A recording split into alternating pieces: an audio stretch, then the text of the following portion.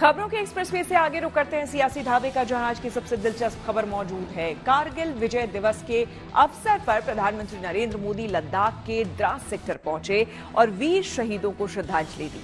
इस दौरान उन्होंने सैनिकों को संबोधित किया और पड़ोसी मुल्क पाकिस्तान पर भी जमकर हमला किया। इतना ही नहीं, सेना की अग्निवीर स्कीम को लेकर भी उठ रहे सवालों को लेकर उन्होंने विपक्ष पर भी निशाना साधा और कहा कि विपक्ष सेना को कमजोर करना चाहता है। वहीं कांग्रेस सहित विपक्षी दलों ने अग्निवीर को लेकर प्रधानमंत्री मोदी पर पलटवार किया और कहा कि सरकार देश की सेना के साथ खिलवाड़ कर रही है।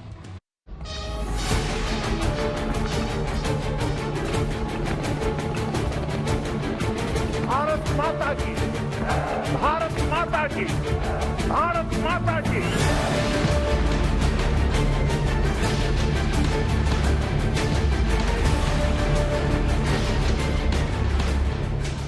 कारगिल सिर्फ एक शब्द नहीं, स्थान नहीं, बल्कि पूरे देश की भावना है।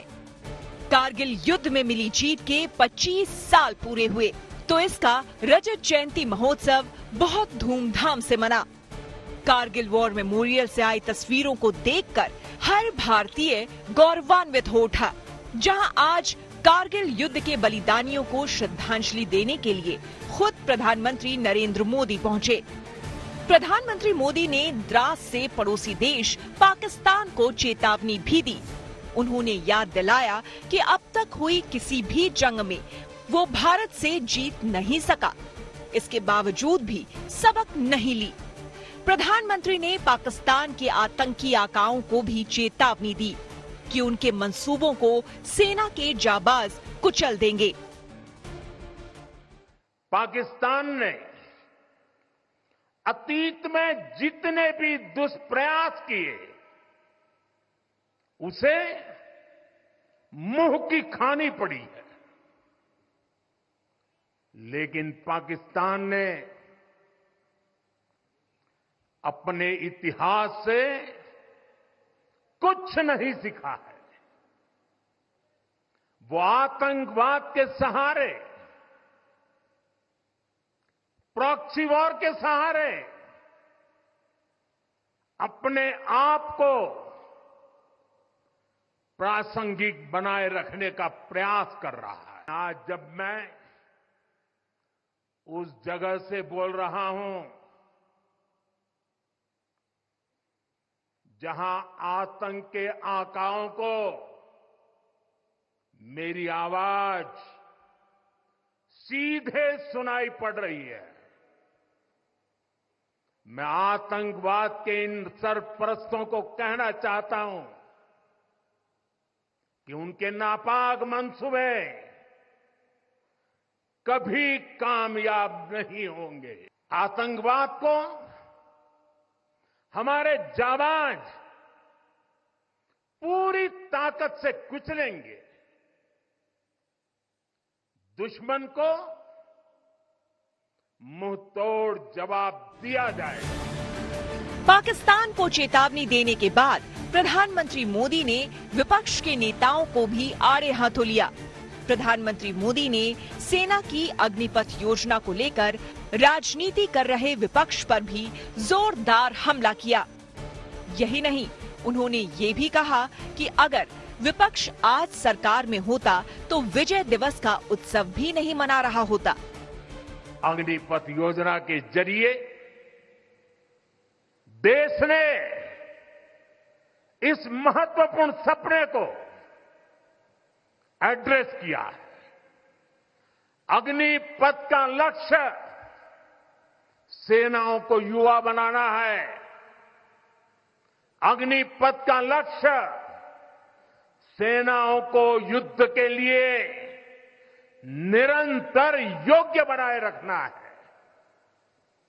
दुर्भाग्य से राष्ट्रीय सुरक्षा से जुड़े इतने संवेदनशील विषय को कुछ लोगों ने राजनीति का विषय बना दिया है। कुछ लोग सेना के इस रिफॉर्म पर भी अपने व्यक्तिगत स्वार्थ में झूठ की राजनीति कर रहे हैं। ये वही लोग हैं जिन्होंने सेनाओं में हजारों करोड़ के घोटाले करके हमारी सेनाओं को कमजोर किया। ये वही लोग हैं जो चाहते थे कि एयरफोर्स को कभी आधुनिक फाइटर जेट न मिल पाए। ये वही लोग हैं जिन्होंने तेजस फाइटर प्लेन को भी डिब्बे में बंद करने की तैयारी कर ली थी। प्रधानमंत्री के इस बयान के बाद विपक्ष ने फिर से अपना रुख दोहराया और कहा कि उनकी सरकार आई तो वो अग्निवीर स्कीम को हटा देंगे। विपक्ष अग्निपथ योजना को खत्म करने और सेना में नियमित भर्ती को फिर से लागू करने की मांग कर रहा है। कांग्रेस के साथ साथ उसके सहयोगी दल के नेता भी अग्निपथ पर प्रधानमंत्री मोदी के बयान को खारिज कर रहे हैं। प्रधानमंत्री जी आदतन जो गलत कर जाते हैं उसे गलत ही मानने को तैयार नहीं होते। 6 महीने की ट्रेनिंग के बाद आप क्या उनको पाकिस्तान और चीन की सीमा के सामने करेंगे?